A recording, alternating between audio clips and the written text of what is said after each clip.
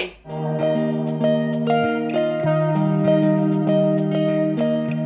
Hi everybody and welcome to this new episode of the Lovebird Lane vlog. I'm just going to call it a vlog from now on. Vidcast is too hard on the tongue, so I'm just going to do vlog. It's the same thing really, isn't it? It's a video log of what I've been doing. So that is what I'm going to call it from now on.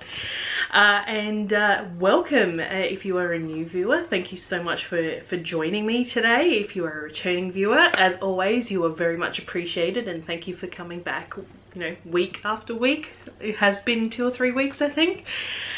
I have Granger here at my feet today. He refused to move when I was getting everything sorted, so you may or may not hear him. He may or may not sit up and perhaps get in the frame. I think my camera is possibly a little bit high for him to actually appear, but we'll see. He's sitting down here with me, and yeah, I am here today with quite a bit, actually, not just quite a bit of work that I have done. I have been wanting to record for ages. I have had it planned. It has been in my schedule. And then my housemate decided that he was going to be home for some random reason, which is very, very frustrating. And it just throws all of my plans out because I do not record when there's people in the house. Not this longer form, more formal kind of vlogging. If I'm just doing vlogging of my decluttering and things like that, which I still need to edit and get up on my second channel, my third channel, it's not such a big deal because generally I'm not sitting talking to the camera the whole time. But if I'm sitting here with my light, which I think I actually have to move, I think I've got too much light coming on this side of my face, with my light set up, my camera set up, this is not something that I generally do in front of anybody. It's just for me at home by myself. So I might just move this light and perhaps we will get on to what I have finished. Yes, that is better. I have more light in front of me now. So hopefully it won't bother my glasses too much from that angle. But Granger is still here. He has his head on my knee. So we will be vlogging through him, I guess. All right, let's get on to what I have finished. And I will hold you in suspense no longer. I know this is the item that most of you want to see, and it is my Winter's Beach cardigan. It is finished and I have given it a wear and I love it. So here we go. We have a cardigan. It has not been blocked yet. But I now have a cardigan with sleeves and pocketses, so I have pockets. I think the pockets look a little bit baggy at the moment, as you can see. It's a bit floppy on the top, but I think once I block the cardigan, the cables and everything will open up and it will kind of take up that extra slack, so they won't be quite so pouchy. So I have finished. I did most of well, I had a bit of a snafu with the sleeves, and I had pretty much both my sleeves completed on my anniversary trip that we went on back a couple of weeks ago. However, I realised that I had actually cast on the wrong number of stitches for the sleeve, and initially I was going to leave it like that. It's not a big deal. And then I kind of looked at my knitting, because the sleeve decreases mention doing a decrease every certain measurement, so I think it was like every ½ an inch or something, and instead of being like every third row do a decrease kind of thing, which is what I'm used to, and I was doing a decrease every 3 rows, and I discovered that that was actually more like 3/4 of an inch. So I basically, the fact that I had the wrong stitch count and the fact that I realized that my decreases were probably a little bit slow, I decided to rip out my sleeves and start again. So that was kind of what I did. You know, I set up my new sleeves while we were still away, and then I finished them when I got home. So the other thing I had a bit of a snafu with, which if you follow me on Instagram, that term that I say every week, you will have noticed that I was playing Yarn Chicken. I think I mentioned on here that I was probably going to be playing Yarn Chicken, and it basically ended up that I wasn't able to have enough yarn for a folded cuff. So the pattern recommends a folded cuff, which means I would have needed double this length of ribbing to fold back on itself on both arms, and I just skipped that.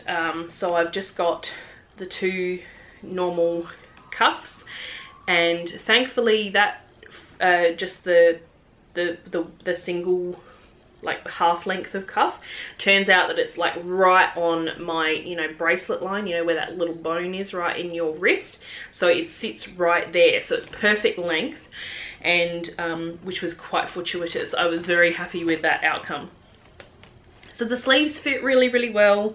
I think if I had gone with the smaller stitch count, it wouldn't have really mattered because they're fairly roomy. And so pockets, I did run out of yarn, and thankfully, because I did dye some more, and I noticed that even though I wrote about this on Instagram, even though I used the exact same recipe and everything, same base obviously because it was going to be part of this project, the skeins came out very different in colour, whereas like most of this is this reddy brown colour. The new skeins came out more of a purple kind of colour, so it did not match. So I could not have used that second skein to do my cuffs because it would have been red brown with this purple brown on the cuffs. But for pocket linings, it's really not a big deal because it is just hidden inside. So there are a lot of woven in ends here, but you might be able to see there that this down here, no, maybe this is the one that was mostly, yeah, this one's the one that was mostly the purple. So there's up here, if I can get this in focus. So this up here was the original yarn, just like that brown. Down here was more purple. So I'll show you the other pocket because that was the one that was more half-half that I put onto Instagram. So there, you can see there that this section of the pocket is very much a different colour to this section of the pocket. And because it is just pocket lining, you can't see it from the outside. I did make sure that both pockets started with the leftovers of my sleeve yarn. So even if the pocket does gape a little bit, you won't see that real purple yarn inside. And I mean, just for someone off the street, you probably wouldn't really notice the difference anyway. But I would, so that's why I've just used that second skein of yarn just to finish off those pocket linings. So there, I have not taken final FO photos of this on my dress form just yet, but it fits, it looks really lovely, and it's very cozy, so I'm really looking forward to having this to wear this winter. We have had some mild weeks. Last week was actually quite cool, so that's why I wanted to wear this on Saturday night, and it ended up not being that cool on Saturday night. I wore this home. I didn't get to wear it much at the club because it was just plenty warm enough in there and I didn't need it, which was unfortunate. But yeah, I did wear it home, and this week has been quite warm again, so no real need for a cardigan except very early in the morning when I walk the dog. So this one's just standing by. I think I probably should give it a bit of a block, give it a wash, let it relax, and have it ready for when the weather does get properly cool. So that is my winter's beach cardigan, and once I block it, I will obviously take final FO photos on my dress form, which is to my side, hence why I'm pointing over there, and I'll put them up on Instagram. And if you don't follow me on Instagram, you can find me there at Lovebird Lane. And my next FO is actually some weaving. So I had this week was concentrating on weaving because I have so many things that I want to get into the shop and things that I'm interested in. I'm trying to break up my weeks so that yes, hello. Last week I did a week of dyeing. This week I have done a week of weaving, and I finished a scarf that I have had on the loom for quite a while. It is not completely finished. It has had its tassels done on the end, and it has had a wash and a dry. It has not been pressed, and the ends have not been trimmed off as yet. Yeah, I have this stripy scarf. So it's basically a bunch of scraps that I did in like a repeating sequence of stripes, which you can pretty well see there, I think. And then I just used some white, like undyed yarn as the weft. So you get this really subtle sort of stripe look. And after doing the stripy scarf previously, that is stripes in the weft, which is the horizontal, that was painful, really. I didn't enjoy it very much, so I've decided that if I'm going to do stripy scarves in the future, I'm going to do them in the warp, so that the stripes run the length of the scarf rather than being across the scarf. And the cool thing with having the different coloured warp is that my tassels are all kind of barber pole and a little bit more interesting. So yeah, I have finished this scarf. I'm hoping to have this probably this afternoon once my editing is done, if I can get all my editing done. I will get this on the ironing board, give it a press, cut those ends off, and hopefully photograph this one and the two others that I have ready to list. So I have the stripy one, the Ashen Oak one, which was the orange and the bluey speckled brown colour, and I have the pink. I guess it was the pink. It was the one that had the fluoro yellow speckles in it. That also needs to get a press and ends trimmed and photos taken. So all of those three will be going up in the shop this month.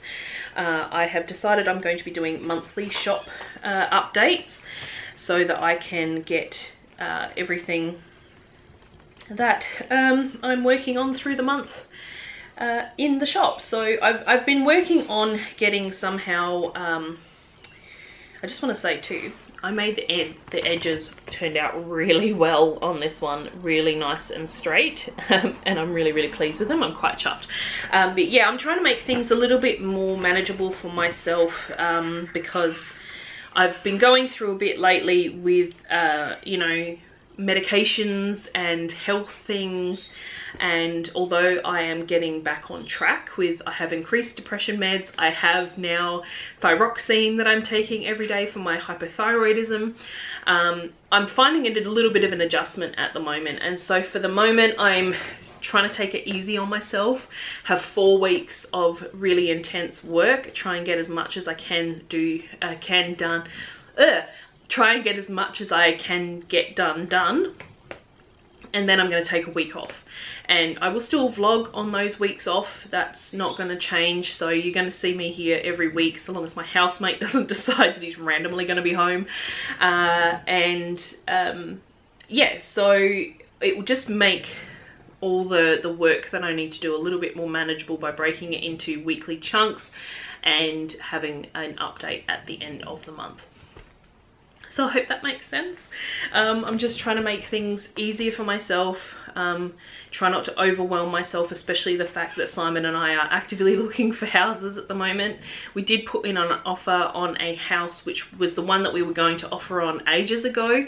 We decided it probably actually was a good thing to have a go at, but apparently the seller was not negotiable on the price, and because, as I mentioned previously, the kitchen, laundry and bathroom were all in need of being redone, we did not want to overcapitalize on the unit in the beginning to then have to go and spend $30,000 extra on it getting all those things updated, and the rest probably. So yeah, we thought our offer was very generous for the state of the property, but he apparently is not negotiable, so he can keep it.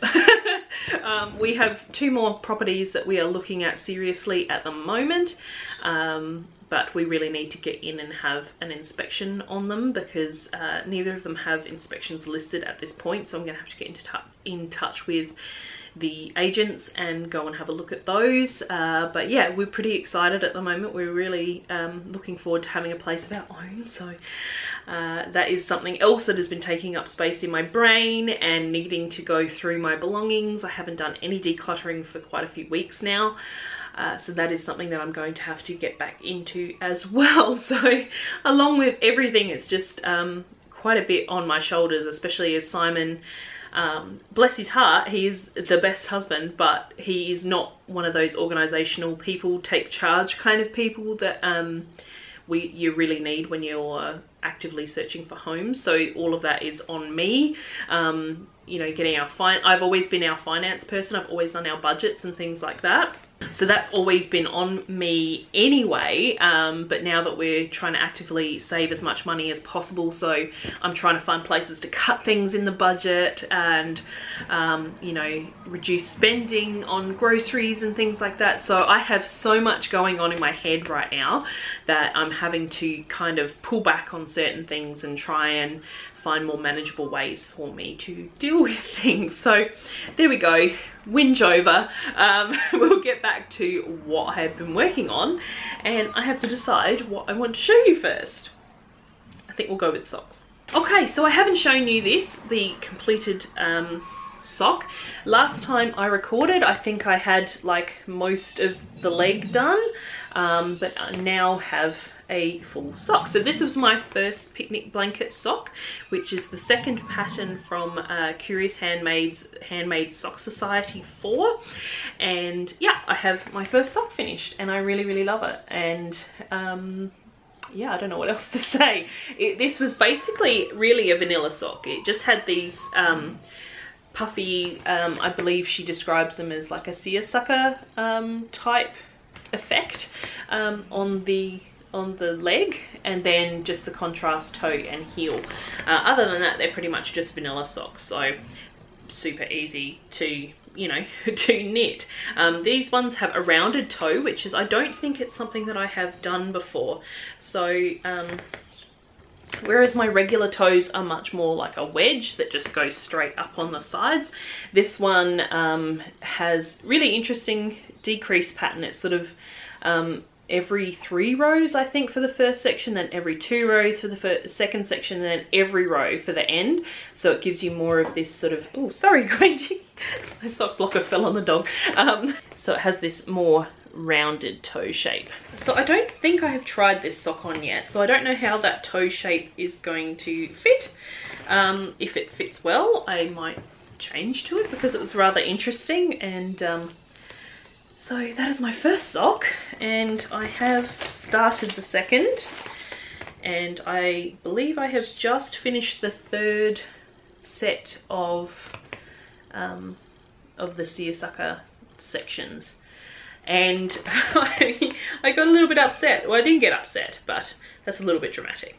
But Helen Stewart put out the third pattern early, and I have obviously not finished this second pattern, and I haven't decided on yarn for the third pattern either.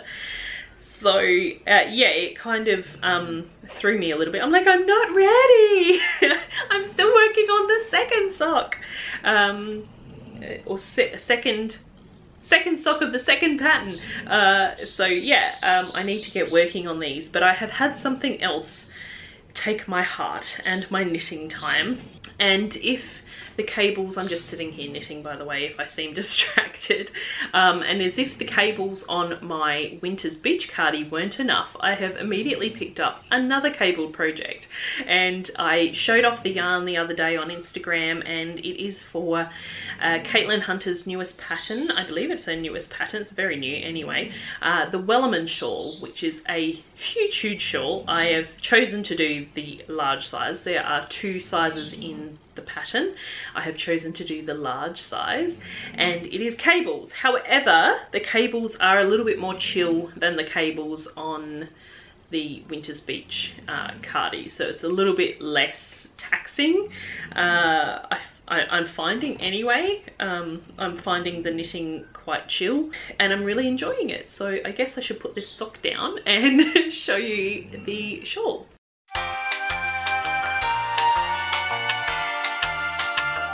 Oh, Bobby, what a mother. Am I bothering you? moi pour manger. After having a moment with my dog, let's show this off, and it is very long. So the interesting thing with this pattern, if I can get all of this yarn end out of the way, the pattern actually is knit from the long end down. So it is a triangular shawl, but you cast on the full length stitches and then you decrease down to the point. So it's a little bit different than most triangle shawls. What? I can see an upside down dog face here on my leg. What? You think I should just spend time with you, do you? Yeah. So yeah, you start with the super long cast on. As I said, I am doing the large size. It's quite bunched up, so you can see this is going to be absolutely massive because it's bunched up on the needle, and I've even done a bunch of decreases, so you can see there that it has actually gotten smaller, but it's still bunched up on this needle. I believe this is a 100cm cable, I think. And this shawl, I believe, is supposed to be over 2 meters in wingspan once it's all blocked and finished. So this is going to be a big shawl, and I basically saw it and in most of the photos that Caitlin has posted, she is wearing the big one, the big cream one. So if you see her photo and it's a big cream cabled shawl, that's the large size. And I saw it and immediately just went, oh my gosh, that is like my blanket pretty much for winter. I need to have this on my body this winter. I just completely was totally enamored, even though I said to myself once I finished that Winter's Beach cardigan, I was going to get Simon's cardigan finish, which you have not heard me talk about for a very long time because I have not worked on it for a very long time. And yeah, that was going to be the next thing that I completed, but then Caitlin came out with this and this kind of took over. So I dyed up this yarn because I have a newish base in my shop. It's only from this year I've started carrying it, is a worsted weight 100% merino. So I dyed up some skeins and I don't have a name for this yet. I wanted to make this a new colorway, however I feel like it's a little bit closer to the colorway I used for my Winter's Beach cardigan. However, this is a tonal, that is a speckle. I'll grab my cardigan and put them side by side. I mean, they're clearly different because they do have, like, this is obviously very much a pink and that is very much a brown.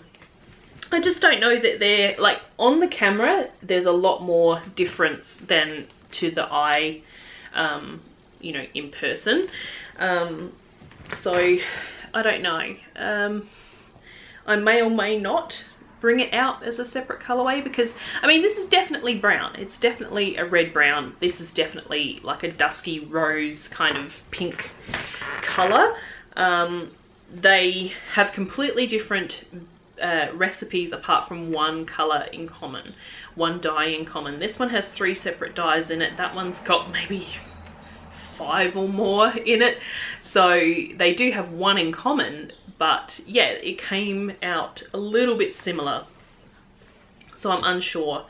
But this is very much a pink, so I might be able to get away with it. But let's look at the shawl. So obviously, because you start on the long end, it doesn't look like I've done a lot of work on it.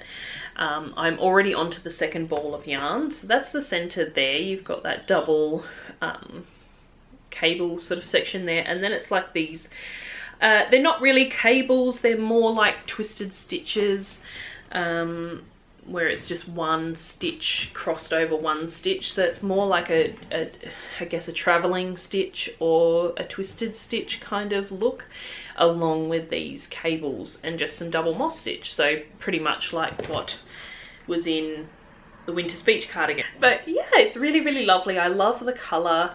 The yarn is really soft. It is so nice because I hadn't actually knit with this worsted weight yet. But when this pattern came along and it called for worsted weight for the large size, I had to do it. And the other cool thing with this base is these are 115 gram skeins, so whereas normally it would be 100 gram skein, these are 115 grams. So that basically gives the worsted weight the same yardage per skein as a DK weight, so you get about 230 yards. I'm not 100% sure what that is in meters. I think it's about 210, something like that. So yeah, it just gave that little bit of extra yardage in here, so I could get away with knitting this shawl with only 4 skeins of yarn, which is fantastic because I dye in 2s. So yeah, this is what I've mostly been working on, and hence why my second sock is not done, and hence why Simon's cardigan has not been finished. But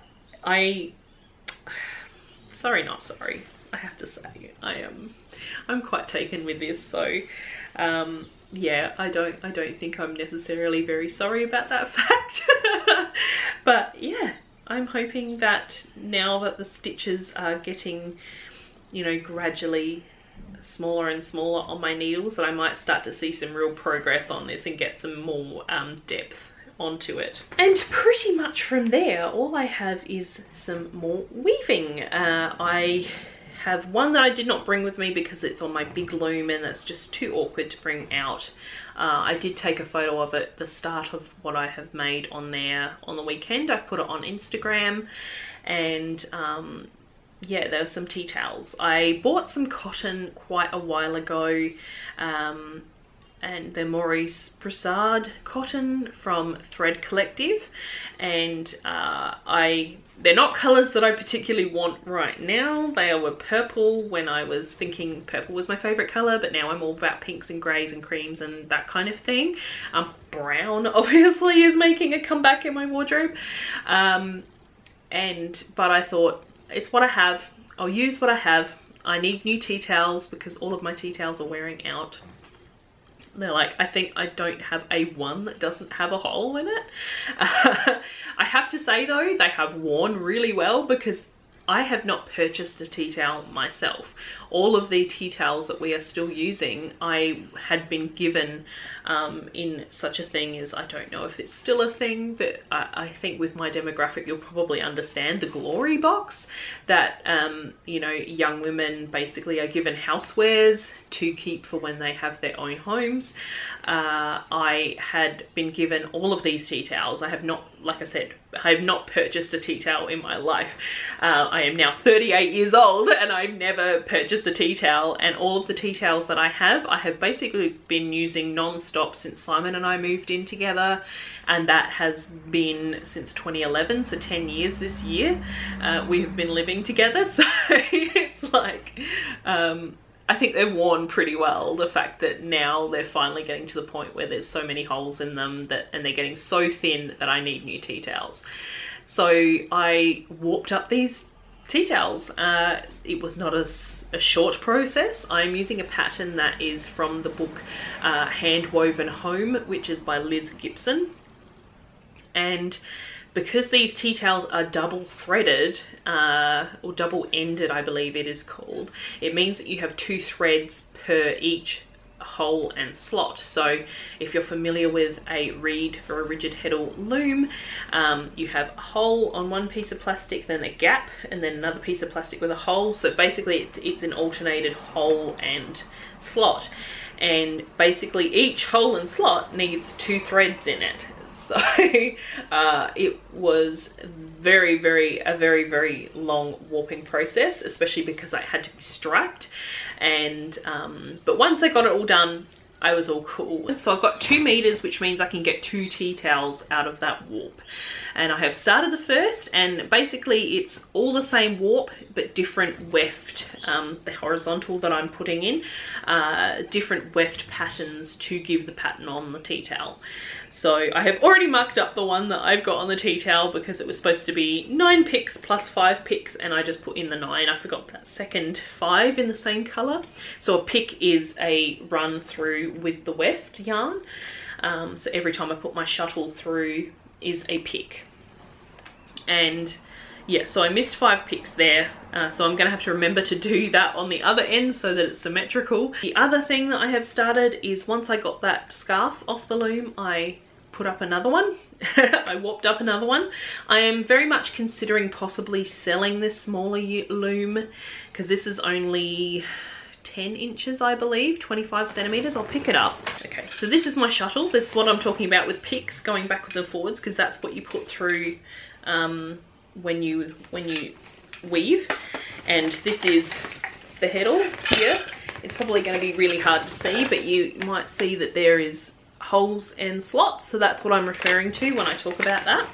So this is the newest scarf that I have warped up, and basically I'm using pretty much the same warp threads as I used in the other stripy scarf that I've just shown you, but I haven't done them in any kind of pattern. I basically, because they were scraps, I've just gone through and used up what was left and then just added them through.